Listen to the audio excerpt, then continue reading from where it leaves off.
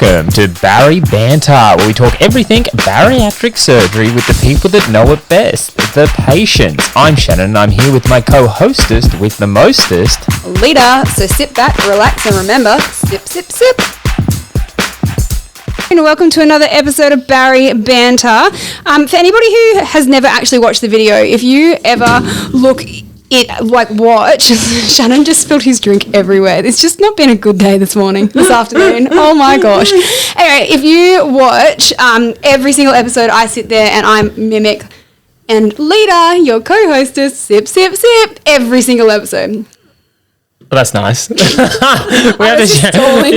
it. We had to do like a bit of a run around, but we're here anyway. We have a very special guest with us. First of all, we want to just say thank you to our Patreons. Their names are Alicia and Matt. So this episode is brought to you by those two amazing people. Without them, it wouldn't be possible. So our guest today is someone who is in the processes of going down the track of bariatric surgery. She's also a very familiar face.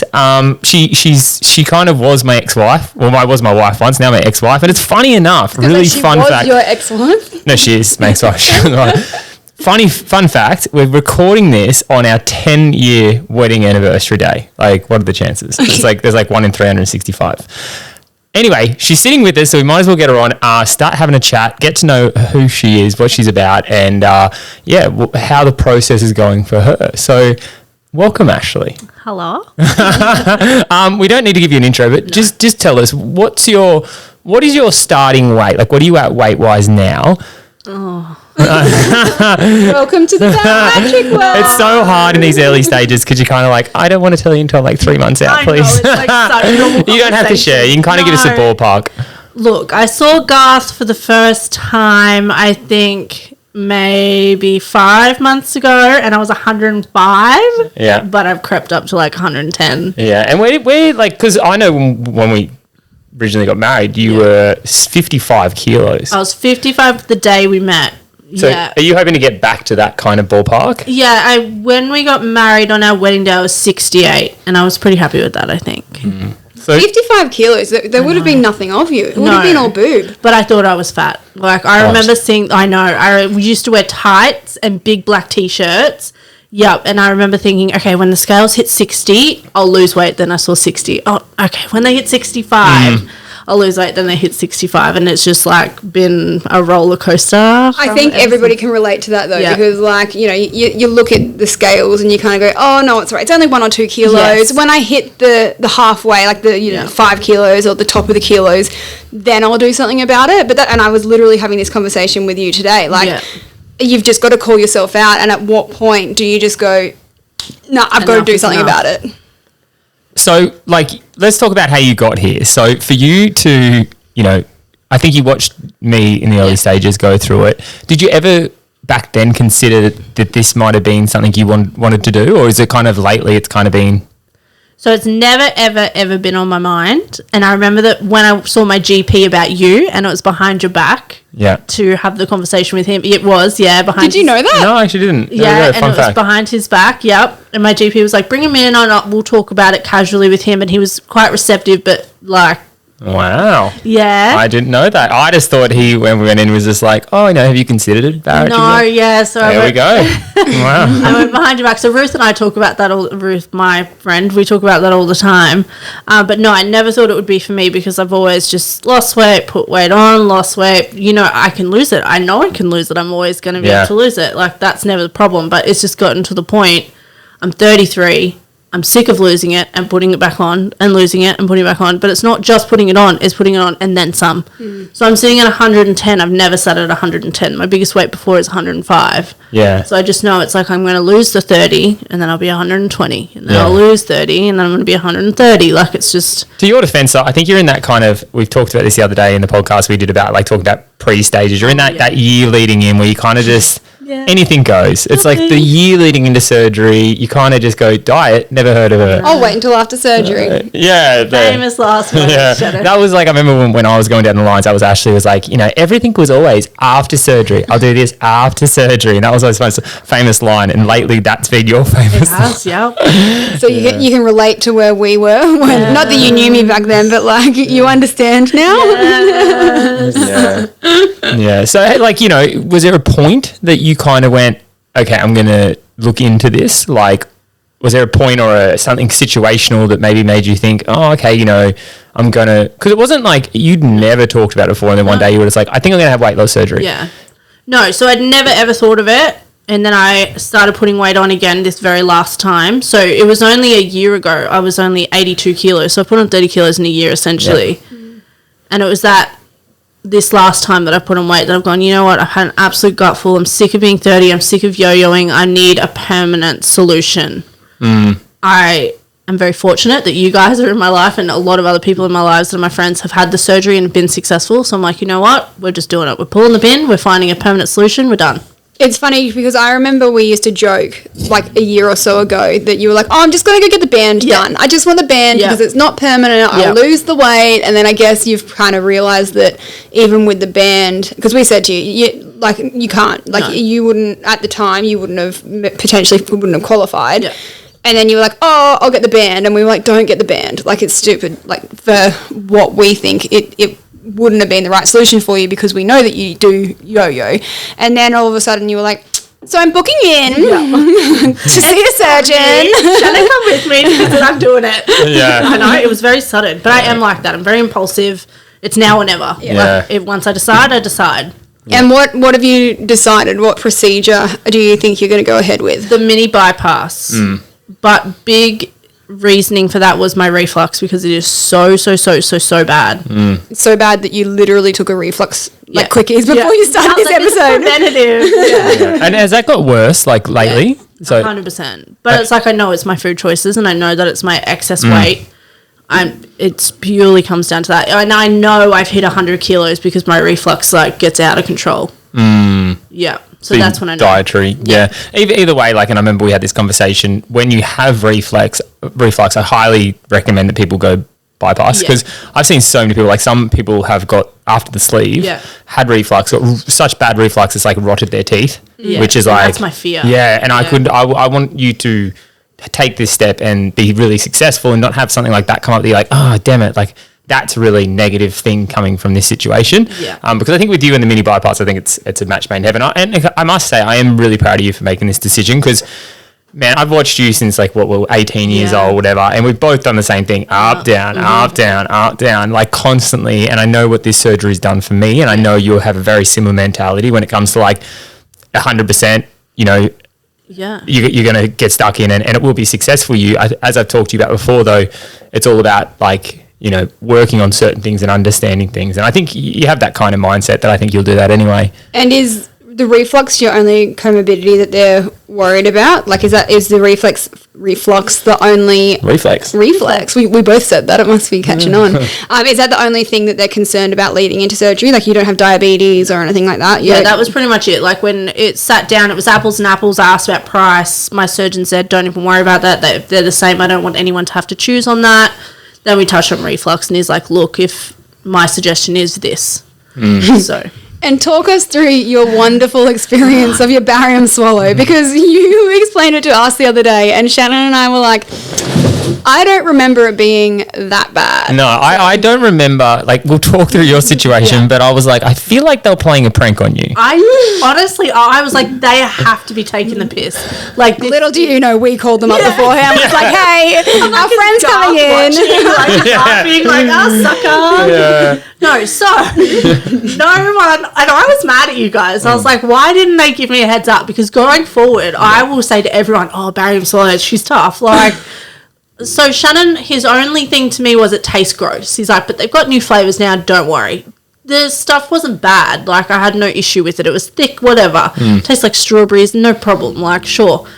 But first of all, I had to stand on this platform, which, like, she made me stand sideways, and I was thinking to myself, if I was any bigger, I'm not going to stand on this platform. So that was enough as it was. And I was like, yeah, rightio, like reluctant, stood on my side. And she's like, okay, now turn around. That's all good and well. Take a mouthful. Now swallow. Yep, all good. She's like, okay, now I'm going to lay you down. Okay, not a problem. So I just start moving. Like, I'm standing on this machine and I just start moving and it's laying me down. Oh, the platform that you were on. Yeah, so like this whole thing, I'm just like standing up and then all of a sudden this whole thing just goes whoop, And I just start laying down, and I'm like, okay, I'm going to fall off. Like, surely this is how I die. Like, see you later. Okay. Then I'm laying down. She comes over with the cup and a straw, take another mouthful, whatever. That's all good and well. And she's like, okay, I'm going to tilt you upwards now. So I start tilting backwards. Now my head's backwards. She's making me swallow, making me do all these wild things. And she goes, lift your legs in the air. I've got a dress on, arms, legs in the air, like... No, stop. I was like, she's like, this can't be normal. You don't remember it. Alita doesn't remember it. I definitely didn't have to put my legs in the air. Like, right? I stood on a little thing, and actually I think I was just on the ground, and I just stood on the ground, and I turned sideways, front on, sideways, and drunk, and then I laid on like a X-ray bed, I guess, essentially. And they slightly tilted it, but it was no, like, legs in the air. It was no, like, head below my body. I was coughing. She's like, no, cough. Okay. Like, what do you want me to do? So where's Ashton Kutcher? When's he coming out? When you were telling me about this, I was thinking it was going to be one of those things where, like, all of a sudden another person walks in the room and, like, you know, they go, oh, no, we've got some crazy person running around at the moment doing, like, their own random test. Because I was insane. Like, mine was nothing like that. I literally put a thing on, went in, swallowed some stuff, laid down, swallowed some stuff, and then left. And I'm like, where was my upside down? No, it was not. It was an experience. Yeah. So do you have any other tests that they're making you do? Yeah. Yeah, blood test like everyone has to do, and it had 50,000 things on the list, and I was like, okay, cool. But I did, look, I won't lie, I am a big drinker. Yep. And Garth, the second I wrote on my form how much I drink, he was like, oh, I drink that in a year. And I was like, this is so embarrassing.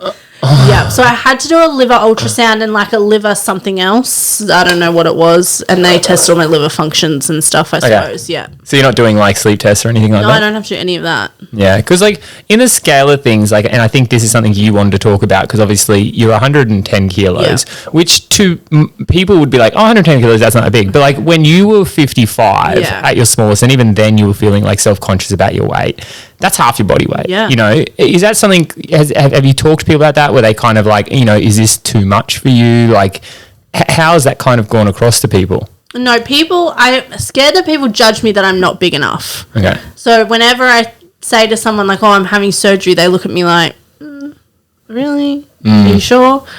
I'm big. I hide it. Everyone that's big knows how to dress for it. You do the angles, you edit your photos. We're not silly. Yeah. I also haven't posted on my social media a full body photo of me for a very long time. It's been probably about a year, I think. A long time. Because I think that the last time was around just Christmas, like 2020. Whenever we had the last Christmas party, that was sort of when you had a bit of a hiatus on social media and stuff like that too. So a year and a half ago. Yeah. Yeah. Sure. Sure. And if I post one, it's like I'm hiding half behind someone else. Yeah. I shrink my arms, blur out the double chin. You have the filters. Yeah. And I haven't seen my friends, I won't even lie. I have fobbed them off, except for you guys. And maybe one or two other people that have had surgery for a good 12 months because I know. I want to touch on that. I know, Shannon, because one of Ashlee's biggest pet peeves about me was when I was at my biggest, I was really self-conscious and like had really bad social anxiety to the point where like if we went out, she'd be like, I just hate how like if someone comes down here, you like run away. Yeah.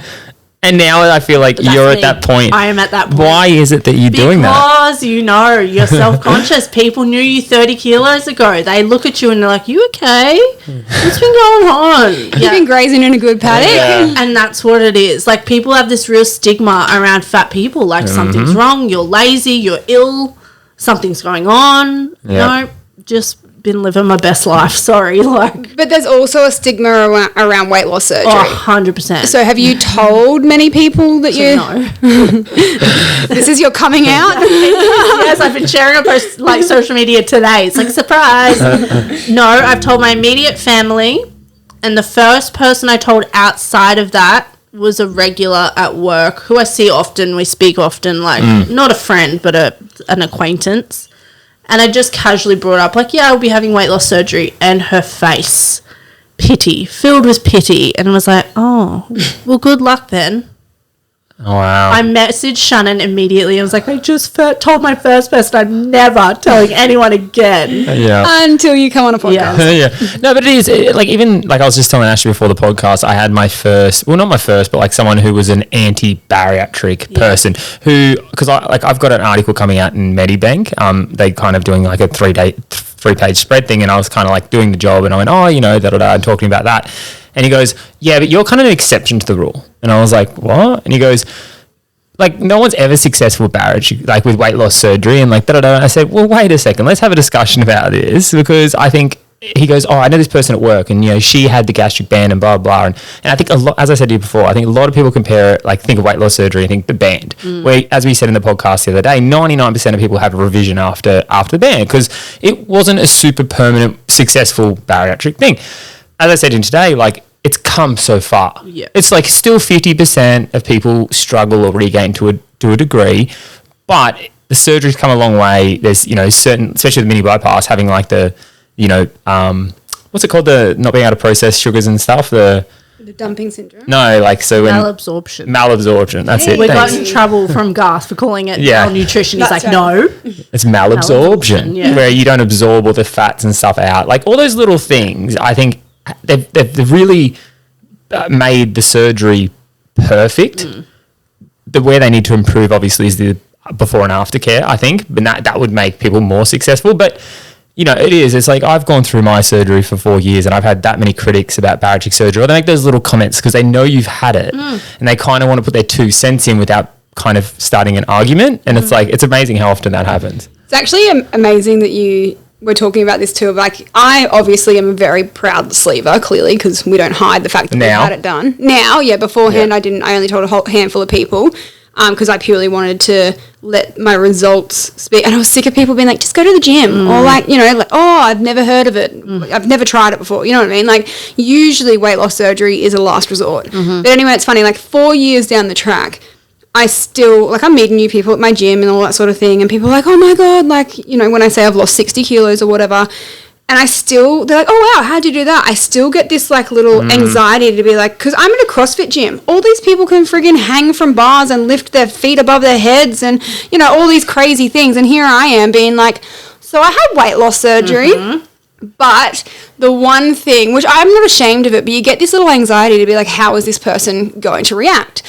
But the one thing that's become more and more the sort of like consistent answer is, oh yeah, I know somebody who had that. And more often than not, they go and they failed it. And then they end up turning around and saying, so what you're doing is amazing because you're showing up, you're turning up, and you're actually like trying to work with it sort of thing. The amount of people who go, oh yeah, I know somebody, but they didn't really do very well on it. So it kind of like, it's kind of given me a little bit of glimmer that there is a lot more awareness around it now, and that even though, yes, it sucks that people are failing, it also means that the people who are succeeding don't get thrown in the same basket as the people who are failing. For sure. Yeah, I think in a whole, though, I think weight loss surgery needs to be looked at as a tool because, if you know people that have failed, you need to appreciate the people that don't, or you need to appreciate the people taking that effort. It's like people have had PTs and succeeded. People have had PTs and done really well. It's a tool. At the end of the day, have you actually booked your surgery date as yet? Do you know your actual date? No, I haven't because I need to finish all my testing and get my results for that and work with my GP. But also, COVID's really thrown a hole. Yeah, like people have been pushed back. Do you have a rough idea? I would love early September. That's my goal. Okay, because you've got private health insurance, yes, and you had to wait the year. Yeah, so I was gonna use super and just pay, and like every single man and his dog was like, "Don't do it, bro. Don't do it." Yeah, so yeah. I got top cover and just had to wait. Has this year been tough though? Like, yep. Yeah. But have you learnt things? Like, are you using this year to educate yourself? No. She's like, I learnt that there was an extra donut at the bottom of a 13-pack. No. Oh, I think it'd be good though because it puts an emphasis, as I said in the episode the other day, like waiting it out and almost sacrificing a year for this, where you'd have a year off from diets and stuff, and you kind of let it go. Puts like a bit of an emphasis on I have to be successful with this. Yeah, and my next appointment I think will be my ride or die appointment where it's like, okay, we're ready, we're rolling, we've got results, we've got dates booked in, we've got dietitians, we've got psychologists, let's go. Like now we're on the final path. Do you have that appointment booked in? Yes, the 9th. Of this month? Yes. Oh, Wow. Did you just say that? Was I my own little word? Okay. The way you looked at me just then was like, I've told you this before. And I was like, just said this already. No. So apart from weight, because obviously weight is a big focus when you go into bariatric surgery, is there anything in life that you've noticed has got harder and you want to regain that? Just life in general, honestly. Like, I know that sounds so silly, and I get these crazy things happen to me where I'll bend over and my reflux is so bad that, like, I literally, like, have it come out of my mouth as I'm bending over, and I've got really bad, like, hip pain now, and, like, I've got to hold my breath to put on a sock and, like, lift up my foot because my foot doesn't lift. And I think, far out, you are 110 kilos, girlfriend. Like, there are people so much bigger than you. Like, imagine what's going to happen if you just keep going. Yeah. And, like, cut it out. Yeah. Have you tried other diets and stuff in the past? I have tried every single diet that's ever imaginable. Even, like, I don't even, like, no, everything. Have you done, like, the different drugs and all those? Have you taken drugs? No, like, have you taken, like, all of the, like, the druggy things that we were talking about last week? Back in the day, there was this trial on a current affair for, like, a spray that you would spray on your tongue that, like, numbs it. I did that too. Seriously, like, that's where I was at. You know what I mean? My dad and I did it together. Did it work? No. Well, I lost 20 kilos on it. No, but I think that was more so because it was me competing against my dad. And it was kind of like the two of us were like, no, I'm going to win. I'm going to win. And still to this day, he legit goes to me, so I beat you that one time. That one time. And I was like, yeah, suck it, Dad. I'm now 60 kilos lighter. Touching on that, though, we actually had somebody reach out to us this afternoon because they were listening to the podcast that we did last week, and they gave us some feedback because we were talking about the different drugs that we were, and I was saying that some of them are, you know, roughly $200 or $300 per pop, and she is actually a nurse in a bariatric ward at the hospital, and she just wanted to reach out and just say that she's actually taking a drug herself called Ozempic. I'm probably pronouncing that wrong, but she just said that it only costs her $130 a month, but if you have any signs of, like, you know, diabetes or anything like that, you can actually get it covered on the PBS, and it only costs you $20 a month. So I really appreciate her reaching out to us and giving us that information because I don't know. As I said to her, like, we say all the time that we're not experts in the field. We just tell them what we know. Speak for yourself. But yeah, there are other options out there as well, especially for people. A lot of people use these drugs for regain. So I just wanted to let people know. Great feedback. Like, so if we ever talk about something on the podcast and you know, like, specific, if you have facts against our fiction, we'd love that. We'd love it. Yeah. Fact check us. That'd be great. Speaking of people giving us feedback, I did put it out on my stories today, and we'll quickly run through a few of the questions. They were very one-sided. There was someone who said, you know, what was your reasoning for going down bariatric surgery, which you've kind of answered that already. 90% of the things were like, why did you guys separate? And then one was like, I didn't know if I could talk about, like, someone goes, how did Shannon turn you gay? And I wasn't sure if I should mention that on the podcast. Nice. I know, but, like, I wasn't sure if it was a topic you wanted to talk about. But I guess, you know, I know, but I'll let you share why, you know, we separated, and then I'll kind of emphasize on it. But I'll just pop out and come back, guys. This is so awkward. And I thought about this today. I'm like, for a leader, like, you know, being in the room and like, happy anniversary, guys. I'm just going to pop out. It's like the throuple relationship for a very long time. Yeah, I think it's pretty evident, like, for a leader looking in, there's nothing to be worried about because, like, I'll let Ashlee go on with what she's going to say, but I'll kind of explain why it's not awkward for for a leader because... Can I explain why it's not awkward? Should I? Yeah. You're like, well, it is very awkward, okay?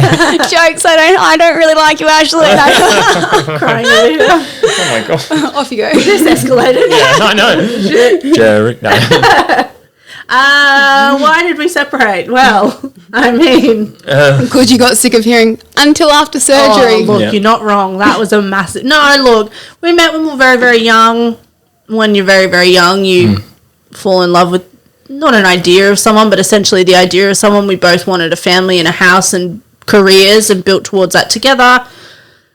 And then I just think as time went on, my sexuality just came more to the forefront of us. We started disconnecting as Shannon's journey, on this journey, was starting, and we just fell out of love. Why I wanted to bring this up is because I think it taught me a very valuable lesson, because I look back on, like, at the time when you know, we separated and Ashlee moved out and stuff, I was distraught and I thought it was the end of the world, blah, blah. But looking back on it now, I understand, like, looking at it, I thank you for it. Yeah. Because I think there's a lot of people out there that are in relationships and just existing. Like, you're not, like, we were just best friends that were married together. 100%. There was not, we were kind of, I remember you once said with one of your exes, how you said, we should have just remained friends. Yeah. And I solemnly believe, like, as much as we had great times, we were just good friends. Yeah. That's all it was. And that's why we stayed together for as long as we could. And then towards the end, it kind of lost any feeling. Like, we always do say, we're just roommates. Yeah. You know, and that's what it felt like. Yeah.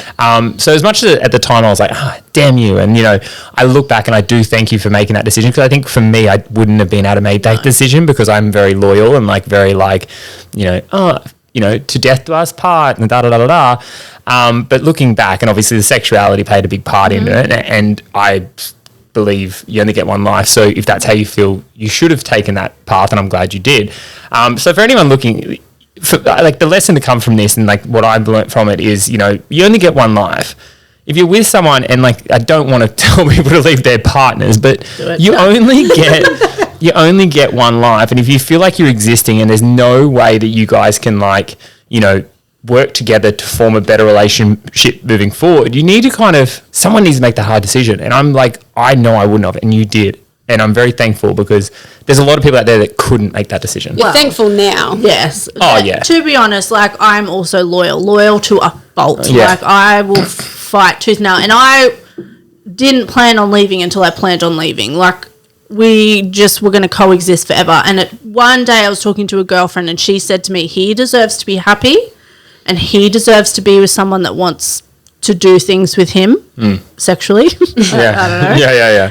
And I just knew that was, you know what, I had to do that for you. Like, for me and for you. Like, you deserved that. Like, now you're with someone that loves waking up next to you, loves running with you, loves cooking for you. Leah's like, I really don't. But it had to be done. Yeah. Well, that answers that question. You know, is us being friends awkward for you? No, it was at the start, because you almost made it awkward. Agreed. We all made it awkward. It wasn't just you, but it was kind of like, I'd come over and visit, and you'd send me a message being like, Ashlee's here, wait around the corner until she leaves. Like, and then we'd, like, why do you want to put you guys in an awkward position? I know, we appreciate that. Yeah. But it was almost more awkward because we'd pass each other on the road. On the road, we always so it was kind of like we'd be like, hi. And then one day I was like, stuff it. I'm here. You know, I'm a friend, because that's all we were. Like, Ashlee just needs to deal with it. Agreed, yeah. And then, like, you're one of my best friends. Yeah. Yeah. Which is super awkward, because I'll be like, oh, so I'm doing this with Ashlee. And they'll be like, oh, who's Ashlee? I'll be like, my partner's ex-wife. And everyone's like, what? I'm like, yeah, she's great. Yeah. Like, but I said that from day dot. I said you guys need to be friends because you're so opposite, but very similar all at the same time. Because, like, Ashlee is the kind of person where she'll say no before you've even asked the question. Where Lita will bend over backwards sometimes to say yes, even though it puts her out 10-1. You know, and I think honestly, you guys have been really good for each other, because I think she's softened you a little bit. You've hardened her a little bit, so it's kind of really been a good little. You're friendship. An enabler, though. You take me shopping and you make me buy things. I'll sell anything to anyone. I won't lie. So, guys, like, with Ashlee, I want to put this out there, because, like, everyone loves a hype girl. If you want a hype girl, go find Ashlee on Instagram, because she is a hype girl. Like, to the degree, like, she made me gain 100 kilos. She's such a hype girl. Like, she makes everything sound like a good idea. Honestly. You know? And she's backed me in the last 3 years. Guys, stop. Every single one of my crazy adventures. Like, you've literally, how many times have you come over here with a bottle of wine and been like, yes, you opened up a new business. Oh my God. Yeah. Like, and we'd text late at night, send photos and ideas. Yeah. So she is definitely a massive hype girl. So not only to follow her bariatric journey, if you are going to post about it on socials, because I don't know if you are or not. I will, but no one can judge me for looking skinny on the gram now. It's not a true representation of my life now. But it's not like you don't. It's like you have an Instagram and it's not reality. 100%. It's like skinny Ashlee Graham. No, but like it's your motivation. Yes. All my befores, but before. Okay, I had this chat with you in the car today too, though. Are you taking before photos? I haven't, but I will. I just at the moment am at that point where I can't stand looking at myself. No, but these are the times that you need to take, because the only photos that I had was legit Facebook memories. Yeah. And they're shit quality, they're shit photos. So, like, as much as you don't like the way that you look at the moment, you are going to be searching through your phone to try and find the photos. So take the photos. I know. I'll just randomly come into your work and start snapping photos of you. Yeah, where's that chin girl? Get it out. Yeah. So I don't want to keep going on with, like, you know, your friendship and blah blah. Like, as much as it's a good topic to talk about. No. Okay. Wow. No. I want to get back to kind of the bariatric thing. So, like, have you learned anything through this? Like, obviously, you're at the start of your process. Is there anything that's taking, apart from the barium swallow, is it all kind of happening how you assume it's going to happen? And, like, how are you feeling about the whole process? It's been a slow process. I didn't expect it to be so slow. Yeah. I won't lie. Like, well, you did wait a year. Yeah. And like, some people it's not slow. Like, they decide, they pay the money, like, let's go, let's have a party. Yeah. But, like, yeah, I think how slow it has been a bit of a... I have known 2 other people that have decided after me but have had surgery already. So I'm just like, okay, wait my turn. But I know that it's for the right reasons. I know that I need to come to terms with things mentally still. I know that I'm still working on food addiction, like... Well, I did want to ask you, what is your relationship with food like at the moment? Your girl loves a burger. And what's the other one? Chicken Mexican. GYG. I love takeaway. Yeah. Okay. Ashlee, do you know how to cook? No. No, she doesn't mean nachos. Yeah. Is this something that, like, is this something that you're going to work on? Because regardless of having a bypass or not... Yes. This is brutally honest, and I don't think I've ever said this to you in face before, but, like, regardless of having bypass or not, if you eat a cheeseburger every single day...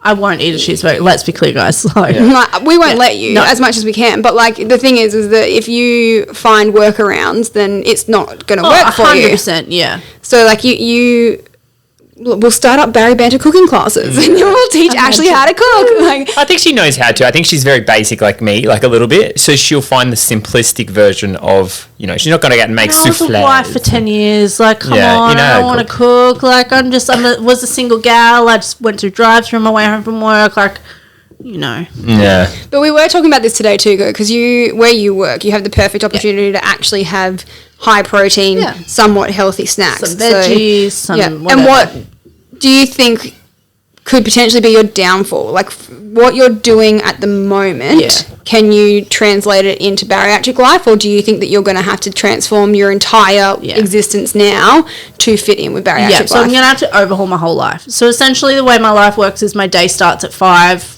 but I go to work. I don't wake up at 5 to go to the gym or go for a run. I have a coffee, and I will probably have a second coffee because I'm so tired. I'm busy. I'm run off my feet. I'm running a store, essentially, and staff. I do everything, and I'm a control freak, so I choose to do everything. Yeah. So I choose not to eat. I finish at 3, so I reef through I drive through, get the biggest meal I can. So I'm like large, Big Mac meal, 10 nuggets, sweet and sour sauce, thick shake. Your girl's happy. But that's the first time you've eaten. And that's the first time I've eaten. Yeah. And that's the last time I'll eat a meal, and then I'll snack until I go to bed at 8:30, and then I do it all over again. Yeah. Yeah, it's going to be, I think, a transition for you. But I know what your mind's like. I know. And when I'm on, I'm on. I think you do. You have a switch. You have a switch. And I know as soon as you come in, I think the biggest thing for you is you just need to, like, do you understand at the moment why you're gaining weight? Oh, 100%. Like, I'm choosing the fastest, easiest, fattest, carb-loaded portion to fill me up. And you don't feel starving. Like, if you don't have that stuff, do you feel a void? No, I'll be fine. Okay. It's just the hunger. I can't. Yeah. And I don't want to sound naive, and I've said this to you the whole time, but I can't wait to not feel hungry. Yeah.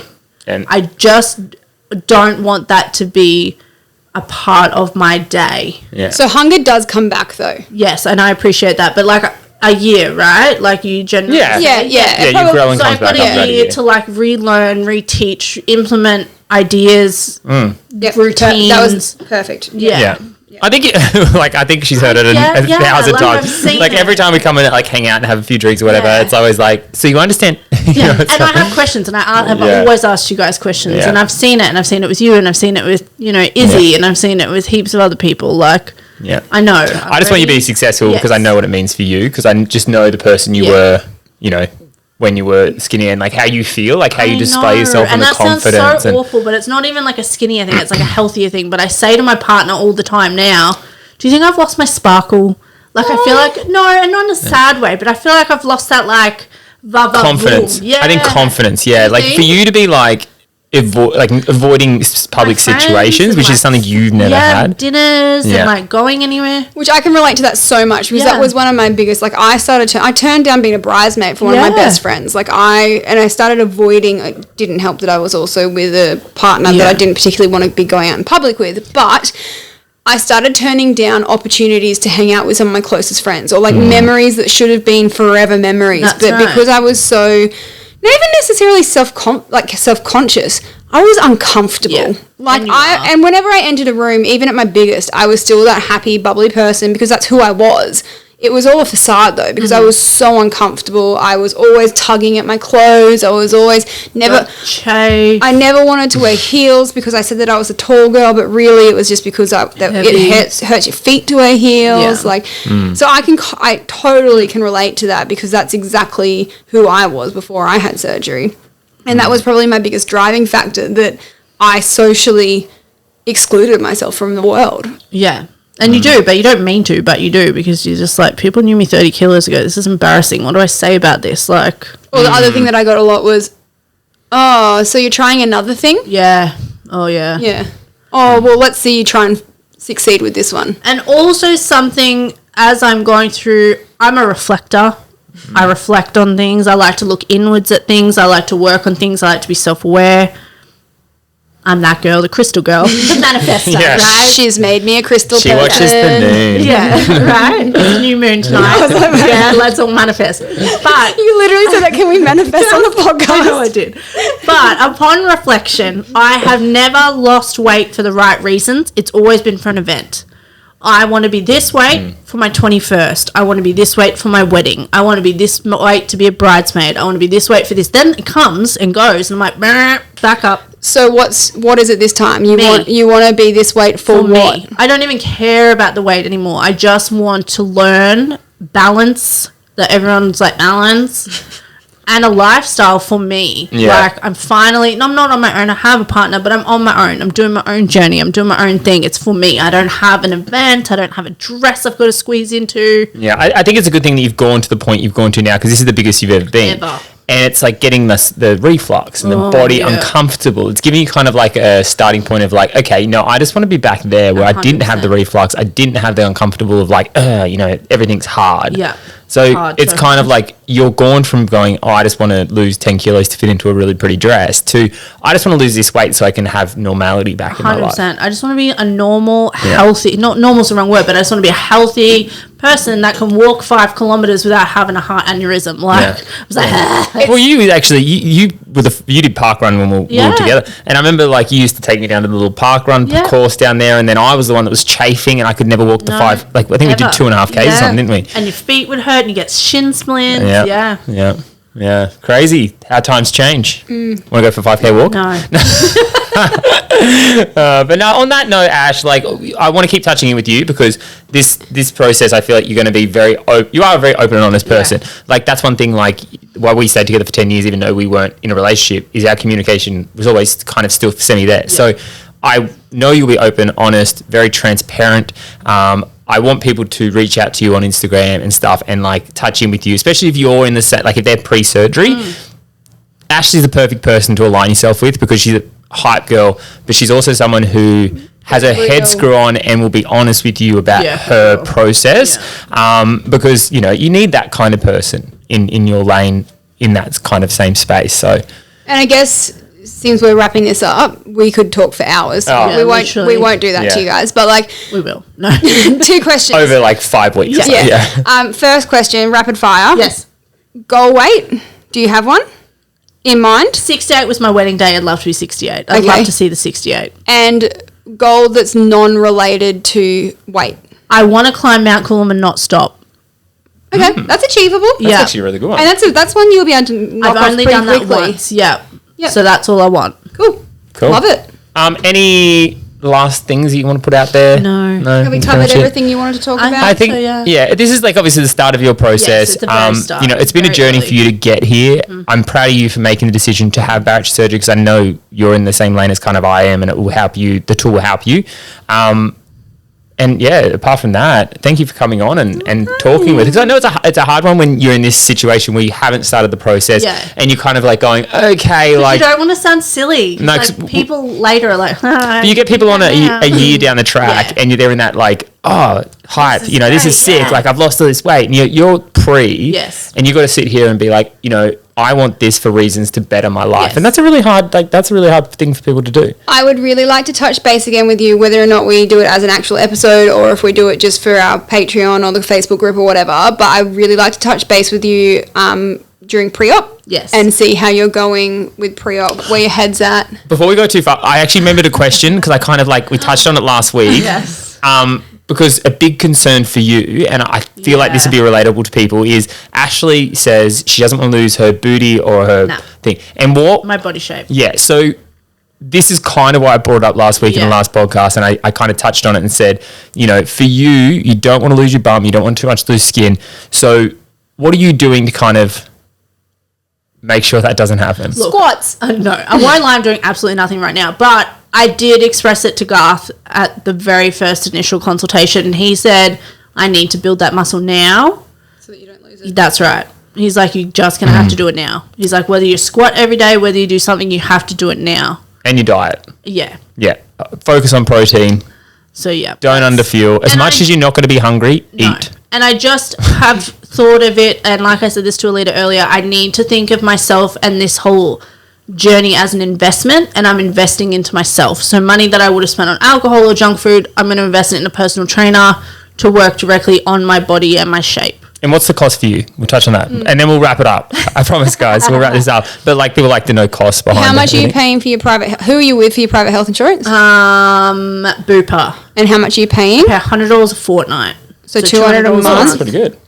And how much is it estimated to cost you for surgery out of pocket? About $7.50, I believe. And you're accessing super? I'll access my super. And I do think I have to pay a $500 deposit. For some reason, that's stuck in my head. Or was it a $500? It might have been a $500 excess for your hospital. No, that's $750. Okay, but that's all good. I'm not worried. So it's going to be roughly between $7.5 and $8,000. Yeah. Yeah. Okay. I think people like that because like people like to know, especially people listening like a year out from surgery. They hear that and they're kind of like, oh wait, I could do that. Especially $100 a month. I think I paid like $140 a month or something. $200 a month. It was $100.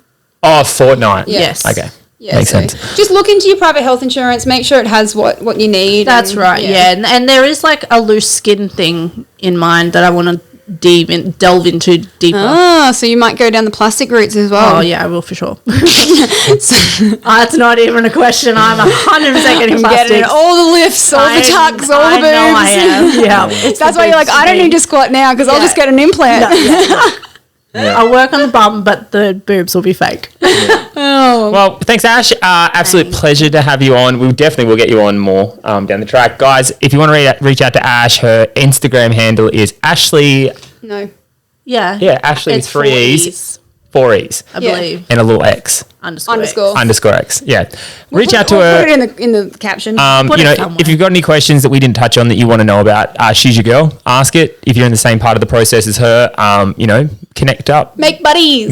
Barry buddies. Besties. And if you haven't already, make sure you become part of the Barry Banter family. Join us on Instagram. Ask any questions you like. We will be doing a Facebook page and stuff for our Patreons as well. So on that note, guys, absolute pleasure. That is another episode of Barry Banter.